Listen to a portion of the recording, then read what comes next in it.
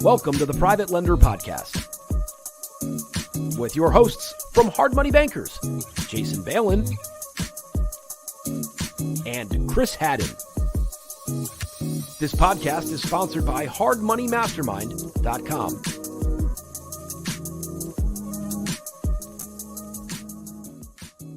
Hey everyone, Private Lenders Podcast. Thanks for checking it out. Chris and Jason here. Today we are answering questions from hardmoneymastermind.com members. And by the way, if you don't have an account there already, you can create a free account, check out some of the training materials, join the conversation, see what people are chatting about at hardmoneymastermind.com.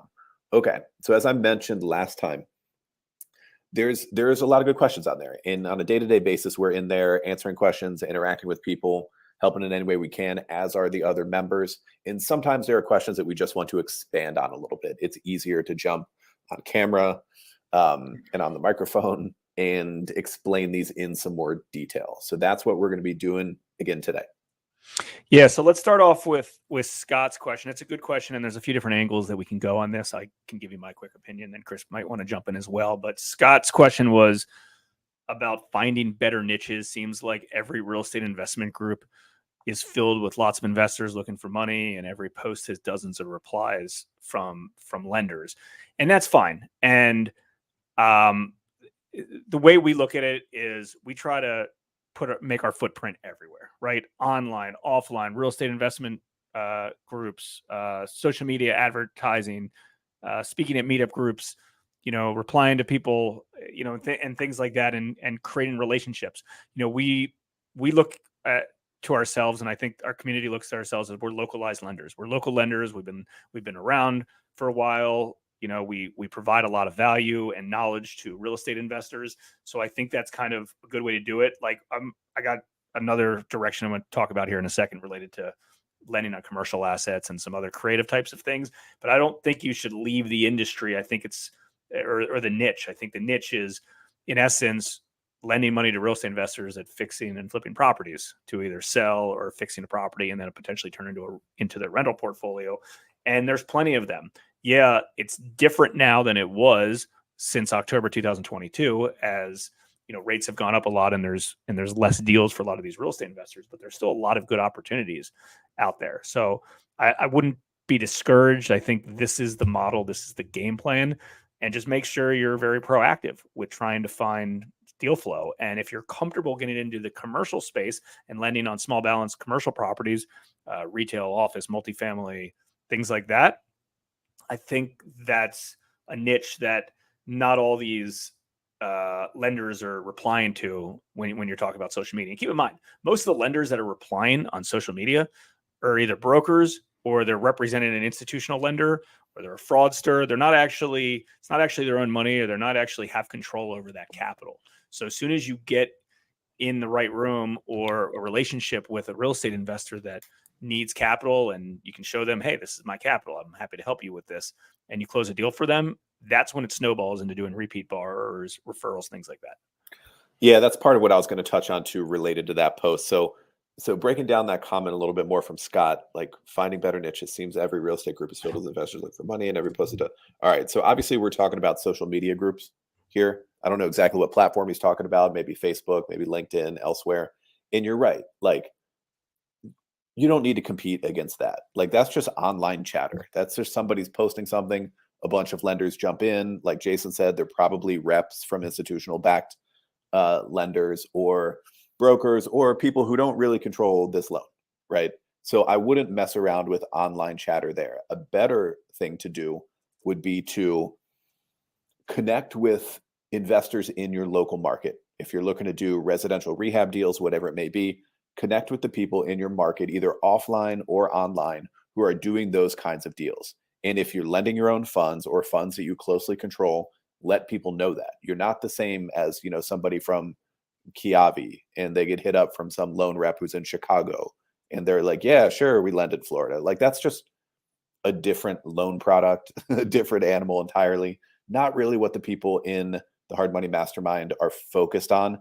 So that would be my best advice. Like in terms of finding better niches, I would make that niche your local market. and let people know that you have real funds to lend. And you will get deals. You will get leads. You will get real deals, and connect with the good investors and start building that list. That would No be doubt. the advice there. No doubt. Good stuff. All right. Next question is from Ray. What's up, Ray? How to do transactional funding for double closing safely. Being clear on what can go wrong in the 1 day funding and the steps to make a solid loan. So first off, I'm going to give you go through how we structure these things, but Danny, he's in the Hard Money Mastermind inner circle with you, and he's an expert at this. He owns a company called doubleclose.com. Give a quick shout out to Danny, doubleclose.com.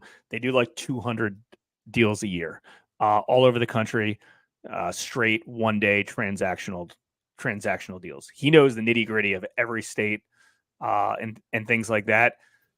So Ray, you have his contact info. Make sure to reach out to him. Reach out to him because he'll help you on stuff. And also, there's deals that you can just pass to Danny and let him do it and kick you a little fee, or a big fee, right? If he wants to charge a point or two, charge an extra point or two, and then he'll take the rip without doing anything. But anyways, so the way we do it's a little bit different than other people because we're a little bit more conservative on it. But on the other side of it, we don't do that many of them because of this. And we kind of treat it as a loan with a loan package. So we do an escrow agreement, and then we also do a full loan package. So for instance, let's say the A person is buying it for $100,000, or I'm sorry, the B person is buying it for the A is the seller, the B is the buyer, and the B is the seller, and the C is the buyer. So let's say B is buying it for $100,000 from A and then reselling it to C for $150,000. So they need $100,000. Let's take closing costs and all that other crap out of it. We typically charge 3 points flat fee just because, like, if we do a regular loan, we're going to charge 3 points. So 3 points for 1 day. You have to pay it back that exact same day. That's the way that we structure it. We do a loan of $100,000. We set it up as $100,000. We have 2 doc packages. The 1 doc package is our normal loan package, right? A deed of trust or a mortgage, a promissory note, everything else, things like that. We actually do require the title company to provide title insurance as well to us on this particular case. And then we also have an escrow agreement that the title company is signing. In essence, you can also use like your closing protection letter, or I'm sorry, your closing instructions from that your attorney is going to send to the title company, but it's closing instruction and it's an escrow letter that says, hey, this $100,000 is used for this particular part, and that's all that it's used for.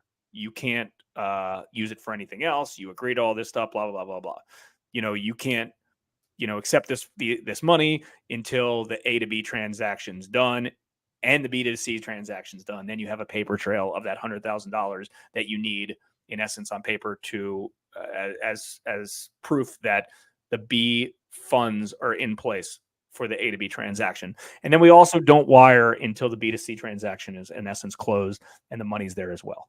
So again, it's a little bit more heavy lifting. We don't do that many of them because of that. I know Danny runs a good business the way that he does it. His is a little bit more lenient and it's still safe. I don't know. This is just the way that we do it. Yeah, because I mean, one of the risks, and I think on being clear on what can go wrong is part of Ray's question. And one of the answers to that is that you fund a loan as you have described in your loan documents and everything else. So this is the A to B transaction. The B is buying it from A. This is your borrower. You fund a loan and you wire to title company, and then that B to C transaction never closes. So what do you think would happen, Jay? Like, if that happened, like say it was happening the same day, but like one's in the morning, one's in the afternoon, and you did go ahead and wire that A, B, so your $100,000 loan, and then the B to C does not happen. Yeah. So, I mean, in essence, let's just say it doesn't happen. In essence, your closing instructions and escrow agreement should tell the title company that wire my $100,000 back because you're not in agreement to what, everything happened. But who knows? It could get stuck and a processor can actually disperse and things like that. The reason that we do the extra loan package in place, we put a full loan package in place, is God forbid all of that does happen and goes bad, at least we have a lien against the property. We still have a first mortgage against the property. We might be well over leveraged, but at least we have a lien against the property. So I think that's, I mean, there's a lot of worst cases, right? Like a title company could be fraudulent and things like that. But chances are that would be kind of worst case scenario is you have a loan against an over leveraged property. Oh, that's another good. I'm glad you brought that up. And again, like Jason mentioned, we don't do a whole lot of these. And one of the reasons could be is that we control title when we do one of these. I know in a situation like doubleclose.com where they're doing them everywhere, they're not going to be able to control title. But when we have done this oftentimes, it would be with one of our like 1, 2, or 3 go-to title companies, right? So we know them. We know that they will do what we say. We know that like, just in case that B2C falls apart, they're going to be sending the money back. They're not going to be like, no, we have a closed transaction, all of that. So I would do what you can do to control title if you're going to be doing transactional funding. Yeah. Ray, if you're just trying to do this locally, I would I think just getting your own title company that like a title company you really have a relationship with, that alone should alleviate a lot of the problems. Somebody that you potentially trust to just wire money to, and you'll know they'll wire it right back if you ask them to. So, for sure. and I know that's not easy to do, but if you have that relationship, I mean, we have that relationship with people. It's hard to control title on some of these deals and things like that. So all good. Hopefully that answered your question, but definitely reach out to Danny. He's good knows this stuff. All right. So Chris's question, and this is a little bit longer. I can only fit part of this on the screen if you're watching this live. Also, if I know we have a lot of followers on iTunes and Spotify and things like that, but we also do, when we do these shows live, we have a video format on our YouTube channel. So youtube.com/Hard Money Mastermind, or you can watch it on iTunes as well. So Chris's question, out of Ohio is, I know you guys have content on this, but any and all underwriting content is always appreciative. Maybe examples of loans you've approved or rejected and that weren't obvious, different scenarios you see here come up often. So obviously it's a little bit of a broad question, and want to provide as much value as we can to you and give you the answers. And obviously when we do our Hard Money Mastermind monthly trainings on the second Wednesday every month, we sometimes talk about underwriting stuff as well. But, in essence, a lot of the loans that we do are, obviously, we follow the 4 C's, with collateral being the most important part, character being number 2. Do we believe that, they will do the right thing and we execute on the property, capacity, number 3, and then credit number 4. But the majority of the loans that we do are good credit borrowers that know what they're doing. They're responsible people. They have bought a pretty decent deal in general. They have cash, good amount of cash they can put into the deal. It's a good asset, and they bring a lot of skin to the table. We're the deal I quoted today was that the deal I just quoted today recently was a $460,000 loan amount, and they brought $200,000 to the table. $192,000 to the table. Like, that's how we structure some of these deals. I mean, we're not doing anything higher than 80% of purchase, 100% of construction. So that's the highest. And we have high transfer and recordation tax locally, meaning there's high closing costs. Typically closing costs with our 3 points and some other stuff is 7-8%. A lot of times closer to 10%. So at the very least, they're bringing $100,000, or 30% of every dollar that we put up into the deal, right? So if we're doing a loan of $100,000, they're bringing $30,000 to the table. And I know that's uncommon for a lot of lenders in this group. A lot of people are still doing 100% financing or 90% financing, or they're not having the borrowers bring as much money to the table. The more skin they have in these deals, the better. And I know the industry norm was high leverage. That was never really our norm, but the industry norm was, but that's changed. And a lot of deals, borrowers are just bringing more and more cash to the table. So I think that alleviates a lot of potential risks when you just have your borrowers bringing, a good amount of money into these deals. Yeah. I mean, that definitely does. So that's something that, we know it's not easy to just throw out loan quotes and people accept it. Like, we know that's a part of our business, is that we're going to put out loan quotes that we feel safe. And a lot of people aren't going to take those terms. And that's just how we run our business. And everyone can decide how they want to run their own underwriting model. I think it's one of those situations where people can go higher leverage until they take a hit. Like you can do 90% financing, so they're only bringing 10% down plus closing costs until you take a hit on a deal and you have to make a lender whole and you're cutting a check for 50 grand or something like that. And at that time, you'll likely revise your down payment requirements. And if you want to run it up until that happens, and so be it, because the reality is we aren't that worried about ARVs. We aren't that worried about the projects that get finished. We're not in trouble there. We're fine. All of our loan amounts are fine once a project gets finished. The risk is properties that do not get done. Maybe the borrower is weak. They don't know what they're doing. Maybe they, turn into a bigger job, whatever the case may be. We've seen them all. That's where our risk is. Our risk is on the as is value, on the value throughout the majority of the construction job. And that's what we underwrite to. That's what we underwrite for, like to be careful. If somebody walks away from a project as soon as they close, how much equity do we have to get out? Because it's happened. And so another thing that I would throw out there, Chris, answering that question, like different scenarios to be careful of, I would be careful of people who have inherited properties, because you don't have to be a qualified business person or real estate investor to inherit a property. You just have to have a relative who passed away and had a property that needs work. And all of a sudden they're like, yeah, I want to put 100 grand into it and sell it. This happens all the time. And I'm not saying that you can't do them. I'm just saying you have to underwrite accordingly. You have to see if this person, do they have any experience with this? Are they successful otherwise in business? Do they have the wherewithal in general to execute on a $100,000 construction job, which is not easy. Not most people out there in the public do not have what it takes to do a $100,000 construction job, or even a $60,000 or $70,000 one. So that's one thing that popped to mind when I saw, like, are there any things that you would approve or reject that weren't obvious? I think that's probably one. Just because somebody owns a property free and clear doesn't mean it's a situation that you want to get into with a construction loan. Yeah, good point. And a quick tidbit: borrowers with high construction jobs and low credit scores, no matter how much equity is in it, are going to default one way or the other. It's hard for them to, if you can't manage your household finances, it's hard to manage your big construction job. Even big developers and great renovators, they still go over budget. Things change. It's very challenging. It's not easy to do if you've ever flipped properties yourself. So just take all that consideration. All right, one last question from Lawrence here. A little bit broad, but I'll just give you a real quick breakdown of it. He let me just bring it on the screen real quick. How to get started in the private money business. I mean, obviously everything we do on the... Well, that says private monthly, but we know that he means money. You're right. Got it. So anyways, everything we talk about... Or maybe he's talking about OnlyFans. I don't know. That sounds like an OnlyFans question.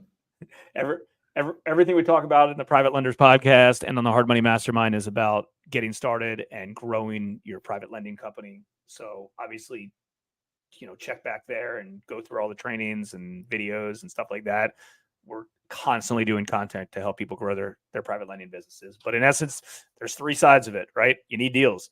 You got to go out there every day and market, try to find opportunities, borrowers that need capital, right? You need capital. Either you have your own capital or you go and you raise capital from other individuals that want to, a solid return, safe investment, first lien against the property. And you need to know it all, the knowledge of how it works and how it operates. So that's kind of what it is in a nutshell. Those three things. Chances are you probably have one, maybe two of them, right? You might have deals, but you might not have money, or you might know what you're doing, but you don't have deals. So the ones that you have, great. The ones you don't, just start concentrating on that. Start working on that, and it'll work yourself out. This isn't a business that grows and scales overnight. Unless you think 3, 4, 5, 6 years is overnight, but it's not going to happen overnight. There's no get rich quick. It doesn't work like that. It takes a lot of time and a lot of patience and a lot of grit to do it. I believe that almost anybody can run their own hard money lending company, but it takes time and knowledge to do so. So hopefully that answers your question, Lawrence. Okay. I think we are good to go for today. I do like this format, though. I think we should make it more regular, that we jump into the mastermind and pull out some of the questions that could use a bit more explanation so that we can really provide value to everyone listening to the podcast and who is participating in the mastermind group. And if you haven't gotten in there yet, we hope that you do. Create a free account at hardmoneymastermind.com. We'll see you here next time, the Private Lenders Podcast. We hope you enjoyed this episode of the Private Lenders Podcast. Please note that the opinions stated by all the speakers on this show are only opinions and not intended for legal, financial, or accounting advice. Please make sure to always check with your own legal, accounting, and financial professionals. If you enjoyed this episode of the Private Lenders Podcast, we'd appreciate it if you would spread the word. Make sure to check out hardmoneymastermind.com, the #1 free community for new and experienced private and hard money lenders.